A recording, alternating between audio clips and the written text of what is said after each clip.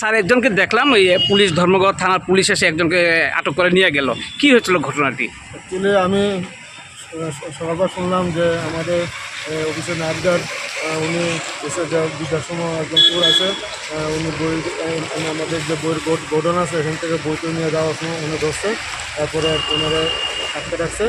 সকালে পুলিশ আসে, পুলিশ আসলে ওনারা নিয়ে আসছে। মানে এমনি কি উদ্দেশ্য ছিল আপনি মনে করেন? হ্যাঁ, আমাদের প্রায় বই শর্টেজ হয়, আমরা জানতাম না এইভাবে চুরি হয়, কিন্তু আজকে দেখলাম যে আমাদের বই শর্টেজটা এটাই মূল কারণ ছিল। তো আমরা আশা করছি না এরকম যে এত প্রকাশ একটা সুন্দর জায়গার থেকে যে চুরি টুরি হয়, একটু সত্যি খারাপ লাগলো আমার সাথে। এমনি অফিসের ভিতর থেকে তো কিছু হ্যাঁ নেই? হ্যাঁ, বাইরের একটা গোডাউন আছে বইয়ে। স্যার আপনার পরিচয়টা? আমি বর্মা আছে দেবদাস, আশিস কুমার দাস। যে আটকাইছে সে কইল বই তুমি নিয়ে গেছিলা বাইরে, ঠিক নেই? মানে কেন নিছিল? বিক্রি করার লিগা? কোন কোন বইটি নিছ? ওই যেখানে আইটা নিয়ে কই বিক্রি করবা?